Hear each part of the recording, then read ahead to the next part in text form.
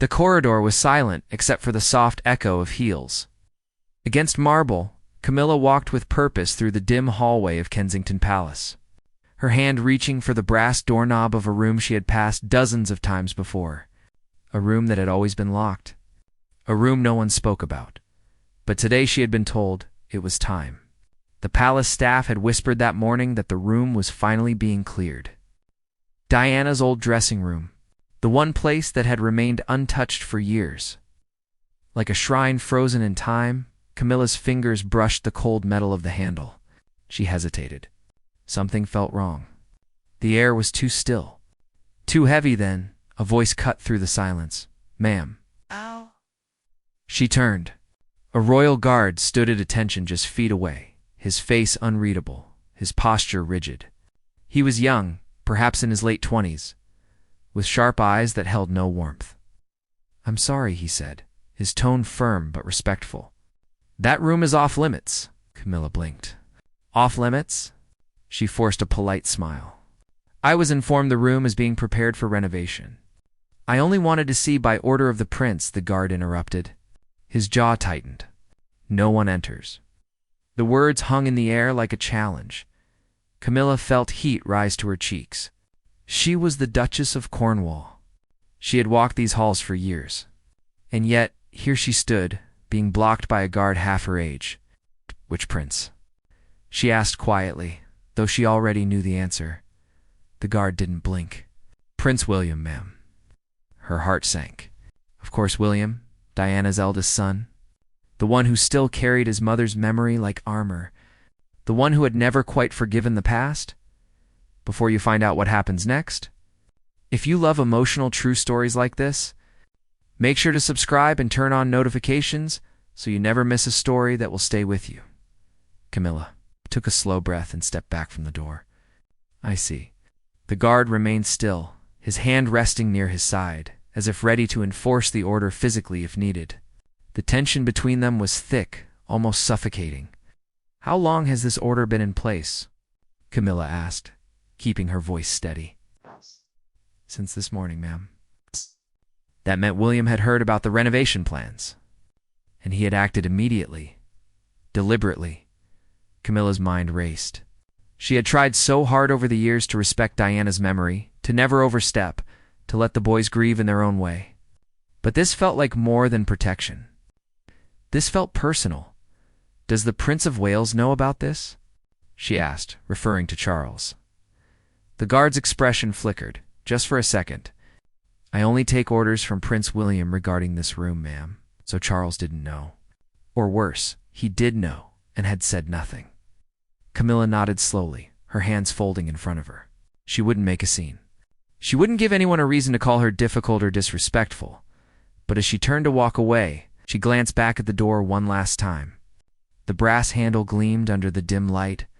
Behind that door were dresses, photographs, perfume bottles, pieces of a woman the world had loved. A woman whose shadow still stretched across every corner of this palace, and Camilla realized, in that cold, quiet moment, that no matter how many years passed, some doors would never open for her. The guard watched her leave, his face still unreadable.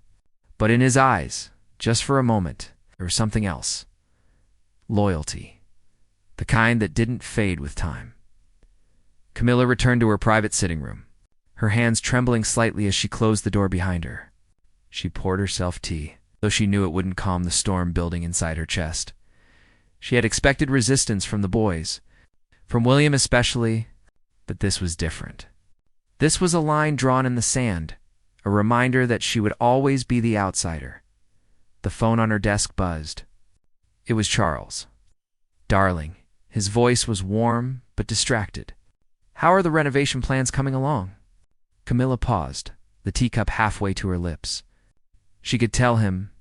She could explain what had just happened, ask him to intervene, to speak to William. But what would that accomplish? It would only deepen the divide, make her look weak, make William resent her even more. "Fine," she said quietly. "Everything's fine." There was a pause on the other end. Charles knew her too well. "Are you sure?" "Yes," she lied. "Just a long day." They spoke for a few more minutes before Charles had to leave for a meeting. When the call ended, Camilla set the phone down and stared out the window. The palace gardens stretched out before her. Perfectly manicured, breathtakingly beautiful. But all she could see was that locked door.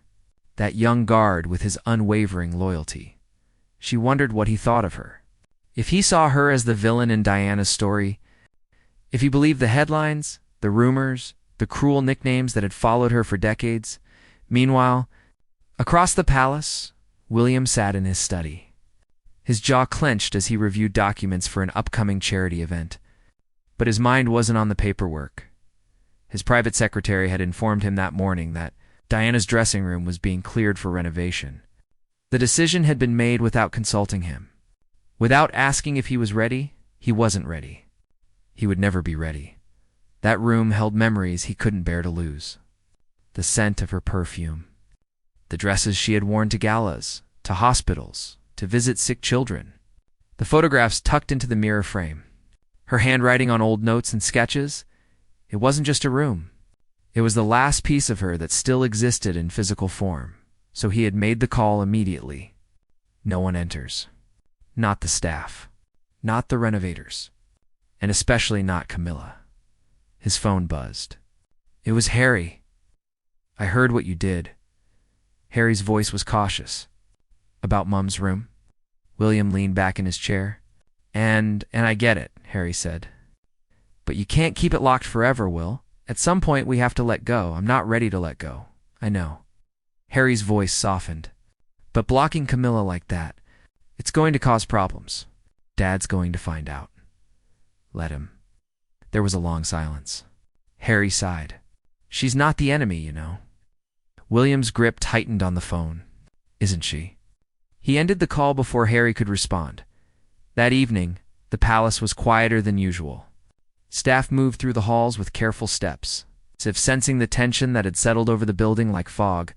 The guard who had blocked Camilla earlier stood at his post, relieved but not gone. He had been reassigned to night duty, watching over the same corridor, the same locked door. His name was James. He had served in the royal household for 3 years.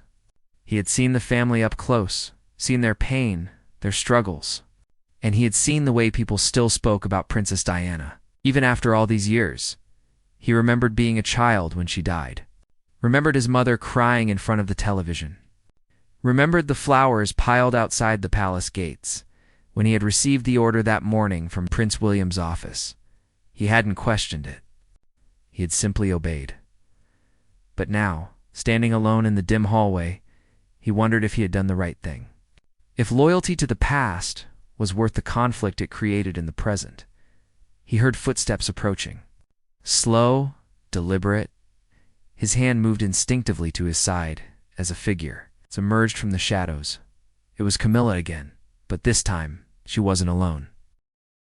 Beside Camilla stood an older woman. Gray hair pulled back neatly, tired eyes that had seen too much. She wore the simple uniform of palace housekeeping, her hands folded respectfully in front of her.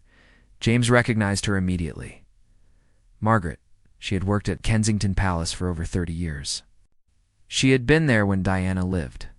When the boys were young, when everything fell apart, Ma'am, James said, his voice steady but confused. I've already explained. I know, Camilla interrupted gently. You're just doing your job. I respect that. She gestured to Margaret. But Margaret here has something to say. Something I think Prince William would want to hear. Margaret stepped forward, her hands trembling slightly. She looked at the locked door, and for a moment her eyes glistened with tears. I was Princess Diana's personal dresser, Margaret said quietly. For 7 years? James's posture softened slightly. He had heard stories about Margaret, about her devotion to Diana, about how she had quit working in that wing of the palace after Diana's death because she couldn't bear the memories. The Duchess, Margaret continued, nodding toward Camilla, she came to see me this afternoon. Ask me about the room, about what should be done with it. Camilla remained silent, letting Margaret speak. I told her the truth, Margaret said, her voice breaking slightly. That room has been locked for too long. that the princess wouldn't have wanted it to become a tomb. She was a woman who believed in moving forward, in life, in change. James felt something twist in his chest. He wanted to argue, to defend William's decision. But Margaret's words carried a weight he couldn't ignore. Princess Diana once told me, Margaret continued, wiping her eyes, that she didn't want her sons to live in the past. She wanted them to be free, to be happy, to build their own lives without her shadow following them everywhere. The hallway fell silent. Even the distant sounds of the palace seemed to fade away. Camilla finally spoke, her voice soft. I'm not asking to erase her memory. I'm not asking to take anything away from William or Harry. I just think perhaps it's time to preserve what's inside properly. To protect it, not hide it. James looked between the two women. His orders were clear. No one enters. But something about this moment felt different. Felt important. Can't let you in, he said firmly. Not without Prince William's permission. I understand. But would you at least tell him we came? Tell him what Margaret said? James hesitated, then nodded. I will. Margaret reached into her pocket and pulled out an old photograph. It was worn, the edges soft from years of handling. She held it out toward James. Give this to Prince William, she said. Tell him I found it in my things. Tell him his mother would want him to see it. James took the photograph carefully. In it, Diana sat on the floor of her dressing room, laughing, surrounded by dresses and shoes. But she wasn't alone. Two young boys sat with her, grinning at the camera. William and Harry. They couldn't have been more than 8 and 6 years old. On the back, Diana's handwriting were 4 words. My beautiful, brave boys. James felt his throat tighten. He looked up at Margaret, then at Camilla. I'll make sure he gets this, he said quietly. Camilla offered a small, sad smile. Thank you. The two women turned and walked back down the corridor, their footsteps fading into the distance. James stood alone again, the photograph heavy in his hand. He looked at the locked door, and for the first time since receiving his orders, he wondered if William was protecting his mother's memory or trapping himself inside it. The next morning, James requested a private meeting with Prince William. It was unusual for a guard to make such a request, but his supervisor, understanding the sensitivity of the situation, approved it. William sat behind his desk, his expression guarded. You wanted to see me? James stood at attention, then carefully placed the photograph on the desk.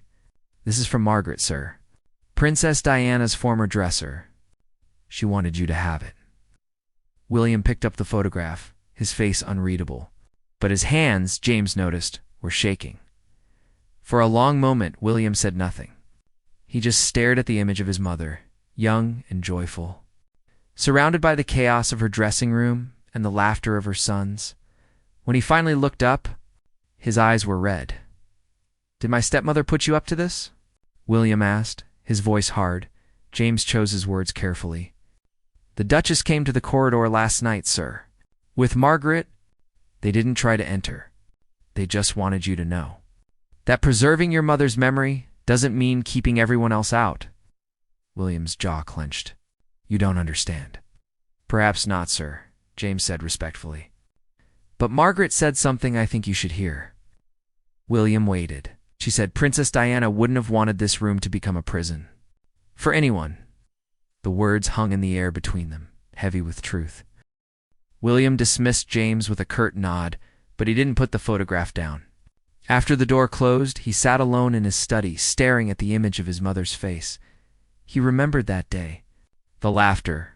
The silly game they had been playing, trying on her tiaras and pretending to be at a royal ball.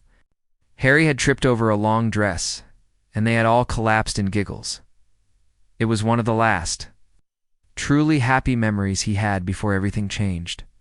Before the divorce, before the media circus, before the crash in Paris that took her away forever, he traced his finger over her handwritten words. My beautiful, brave boys. Brave. She had always called them brave, even when they were scared, even when the world felt too big and too cruel. But was he being brave now? Or was he just afraid? That evening, William found himself standing outside Diana's dressing room. The same corridor where Camilla had been turned away, the same door he had ordered locked. The guard on duty straightened immediately. "Sir, leave us," William said quietly. The guard hesitated only for a second before nodding and walking away, his footsteps echoing down the hall. William was alone. He pulled a key from his pocket. It was old, tarnished. He had kept it hidden in his desk drawer for years, unable to throw it away, able to use it. His hand shook as he slid the key into the lock. The mechanism turned with a soft click that seemed impossibly loud in the silence. He pushed the door open. The air inside was stale, untouched for years. Dust floated in the dim light filtering through the curtains.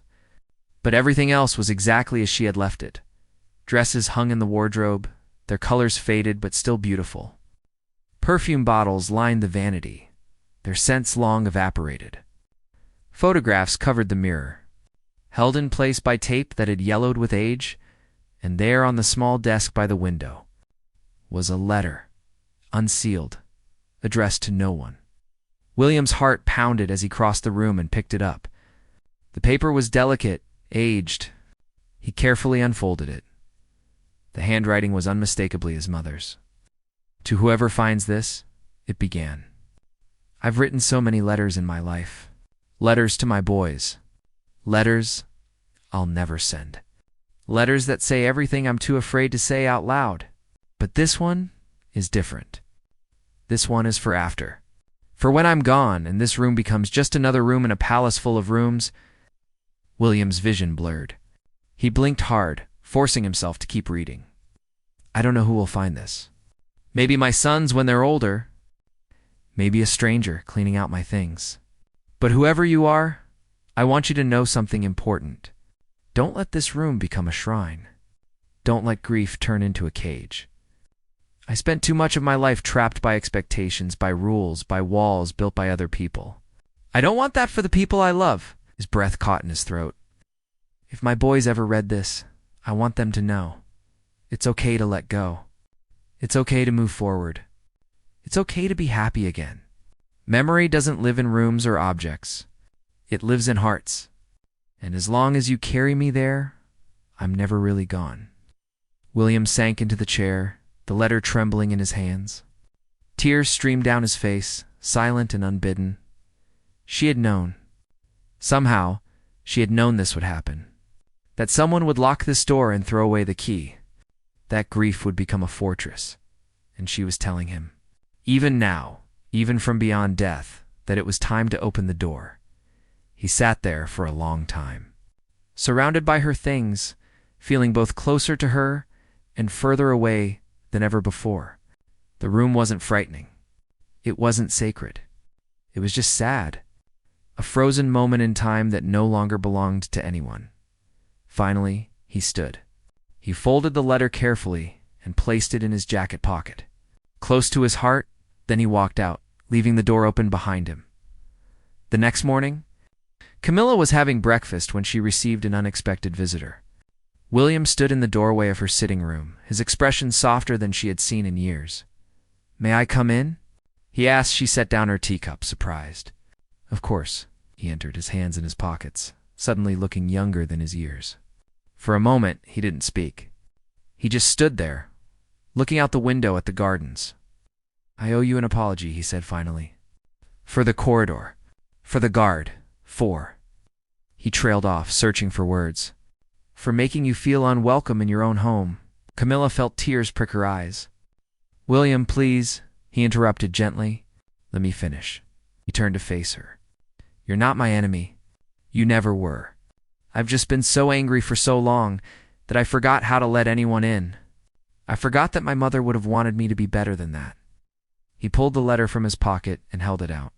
"I found this in her dressing room. I think you should read it." Camilla took the letter with shaking hands. As she read, tears spilled down her cheeks. When she finished, she looked up at William, seeing him clearly for the first time. Not as Diana's son. Not as her stepson. But as a man carrying grief too heavy for one person to bear alone. "She was an extraordinary woman," Camilla whispered. "She was," William agreed. "And she would have wanted us to find a way forward. Together." It wasn't forgiveness. Not completely. Not yet. But it was a beginning. Over the following weeks, something shifted in Kensington Palace. The change was subtle, almost invisible to outsiders, but those who lived and worked there felt it like the first warm breeze after a long winter. William had given permission for Diana's dressing room to be carefully catalogued. Not erased, not forgotten, but properly preserved. Margaret was brought in to oversee the process, her gentle hands sorting through memories with the reverence they deserved. Camilla didn't ask to be involved. She understood that some things were not hers to touch. But William surprised her one afternoon by inviting her to see the progress. They stood together in the doorway, watching Margaret carefully fold a midnight blue gown that Diana had worn to a state dinner decades ago. "She loved this one," Margaret said softly, running her fingers over the fabric. "She said it made her feel like she could take on the world." William smiled, a genuine smile that reached his eyes. "She did take on the world." Margaret looked up at him. She'd be so proud of you, sir, of the man you've become." William's smile faltered slightly. "I'm not sure about that. I've made a lot of mistakes." "We all have," Margaret said wisely. "But it's what we do after the mistakes that matters." Camilla stood quietly beside William, not intruding, just present. It was enough. That evening, Charles returned from a trip abroad. He found Camilla in the garden, her face turned toward the setting sun. "You've been quiet lately," he said, settling onto the bench beside her, "more than usual." She took his hand. "William came to see me about his mother's room. And he apologized. He's letting go, Charles. He's finally letting go." Charles exhaled slowly, relief washing over his features. "I was worried it would never happen, that he'd carry that anger forever." "He's his mother's son," Camilla said gently. "He has her strength, her capacity for forgiveness." Charles squeezed her hand. "You've been more patient with him than I had any right to ask." "He needed time," Camilla said simply, "and I had time to give." Across the palace, William sat with Harry in his study. The photograph of Diana sat on the desk between them, a bridge across years of unspoken tension. "Camilla showed me the letter," Harry said, "the one from Mum." William nodded. "What did you think?" "I think she knew us better than we knew ourselves." Harry leaned back in his chair. "I've been angry too, you know, not just at Camilla, at everything, at the universe for taking her, at Dad for moving on, at myself for not being there when it happened." "You were a child," William said firmly. "We both were. Doesn't make it hurt less." They sat in comfortable silence, two brothers bound by loss and love. "Are you really okay with this?" Harry asked finally. "With clearing out the room? With Camilla being part of the family?" William considered the question carefully. "I don't know if I'll ever be completely okay with it, but I'm trying. And I think that's what Mum would want, for us to try." Harry nodded slowly. "Then that's what we'll do." Meanwhile, James the guard continued his duties with quiet professionalism. But something had changed in him too. He'd seen firsthand how grief could become a weapon or a prison, how loyalty to the past could blind you to the present. One night, as he stood watch in the corridor, Margaret approached him. "You did a good thing," she said. "Bringing that photograph to Prince William." James shook his head. "I was just following orders, first to keep people out, then to deliver a message." "No," Margaret corrected gently. "We're following your conscience. There's a difference." She handed him something, a small pin. It bore Diana's favorite flower, a forget-me-not. "Princess Diana gave these two staff members she trusted," Margaret explained. "People who weren't afraid to tell her the truth, even when it was hard. I think you've earned one." James looked at the pin, then at Margaret. "I'm not sure I deserve this." "None of us do," Margaret said. "God." But she gave them anyway, because she believed in second chances, in forgiveness, in moving forward. She pinned it to his uniform, her old hand steady and sure. "Wear it with pride," she said, "and remember what it stands for." As Margaret walked away, James touched the pin lightly. He thought about Princess Diana, a woman he had never met, but whose legacy had shaped his life in ways he was only beginning to understand. The palace had been built on tradition, on rules, on the weight of history. But Diana had been different. She had brought warmth to cold marble halls. She had broken rules that needed breaking. She had loved fiercely and lived authentically, even when it cost her everything. And now, years after her death, her sons were learning to do the same. In the weeks that followed, the tension that had gripped the palace loosened its hold. William and Camilla began having tea together occasionally, awkward at first, but growing easier with time. They talked about the charities they both supported, about the challenges of public life, about the weather, small talk, surface conversations. But beneath it all, something deeper was forming. Not love, not the bond between mother and son, but respect, understanding, a willingness to try. Charles watched it all with quiet gratitude, his heart full in a way it hadn't been in years. The dressing room project was completed on a Thursday afternoon. Margaret had carefully packed away Diana's belongings, each item documented, photographed, and stored in climate-controlled archives where they would be preserved for future generations.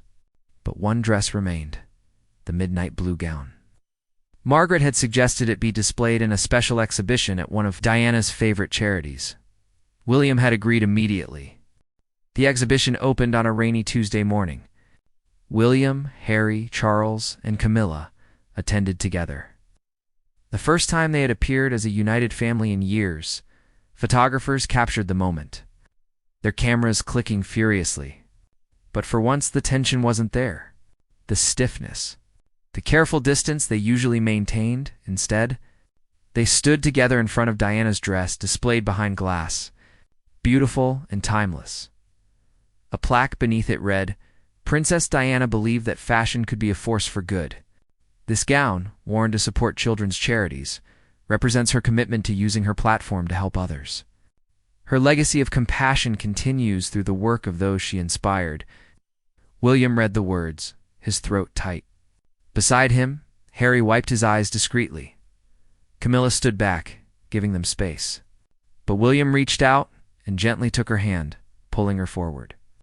"She should be here too," he said quietly. "Mom would want her here." Camilla's tears fell freely then. Charles wrapped an arm around her shoulders. They stood together. For people bound by love and loss and the difficult work of healing, later, as the event wound down, William found himself alone with Camilla for a moment. "Thank you," he said, "for not giving up on us." "On me." Camilla shook her head. "You don't need to thank me." "Yes, I do." William's voice was firm. "You could have walked away. You could have demanded that my father choose. But you stayed. You waited. You let us come to you in our own time." "I loved your father," Camilla said simply, "and that meant loving his sons too. Even when you didn't love me back." William considered this. "I don't know if I'll ever call you Mom. That word belongs to someone else." "I would never ask you to," Camilla assured him. "But maybe," William continued, "maybe one day I can call you family." "Really mean it?" Camilla smiled through her tears. "I'd like that very much." They walked back to join Charles and Harry, the four of them leaving the exhibition together. Outside, the rain had stopped. Weak sunlight broke through the clouds. Casting golden light across the wet pavement, James stood at his post, near the palace entrance, watching them go. He touched the forget-me-not pin on his uniform, thinking about the woman who had given them out so freely.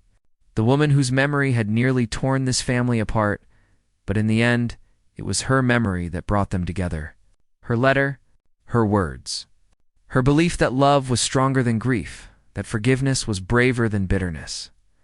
Margaret appeared beside him, her coat pulled tight against the cool air. "It's done then," she said. "The room is empty."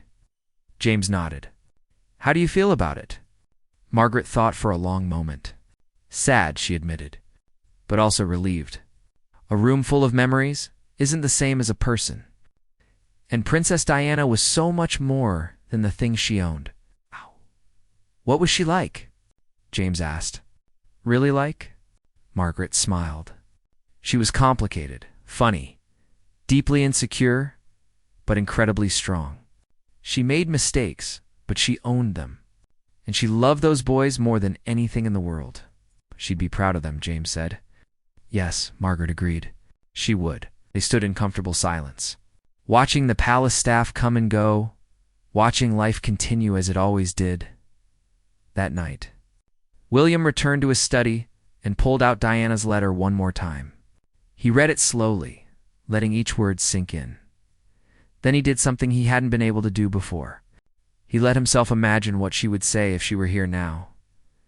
She would tell him he was being too hard on himself. She would tell him that Camilla wasn't the enemy, that holding on to anger only hurt himself. She would tell him to live, to love, to be brave. And finally, after all these years, he could hear her voice clearly. Not the memory of her voice, but what she would say now, today. If she could see him, let go, move forward, be happy. He folded the letter and placed it in a small wooden box on his desk. Not hidden, not locked away. Just safe. Then he picked up his phone and texted Harry. "Let's have dinner this week. You, me, Dad, and Camilla. All of us." Harry's response came quickly. "About time," Liam smiled. It was about time. The palace that night was peaceful. The corridor where Camilla had been turned away now stood open. The door to Diana's former dressing room ajar. No longer a shrine, but simply an empty room, waiting for a new purpose. James walked past it on his rounds, glancing inside out of habit. The space felt different now, lighter, as if a weight had been lifted not just from the room, but from the entire palace. He touched the forget-me-not pin again, understanding now what it truly meant. It wasn't about remembering the past. It was about carrying the best parts forward, about letting love transform grief into something beautiful and meaningful. Princess Diana had been gone for years, but her legacy wasn't in locked rooms or preserved dresses or tearful memories. It was in her sons, learning to forgive. It was in a family, learning to heal. It was in the understanding that sometimes the bravest thing you can do is let go of what's holding you back and embrace what's waiting ahead. The door stood open, the light poured in, and finally, after years of darkness, there was room to breathe again. Camilla walked past that corridor one last time before bed. She paused, looking at the open door, remembering the guard who had blocked her path. She didn't feel anger anymore, or resentment, just gratitude, because sometimes the obstacles we face aren't meant to stop us. They're meant to slow us down long enough to find the right path forward. She smiled softly and whispered into the empty hallway. "Thank you, Diana, for everything." Then she turned and walked away, her footsteps light and free. Behind her, the room stood empty, but no longer lonely. And somewhere, in the memories that lived in hearts rather than walls, a princess smiled.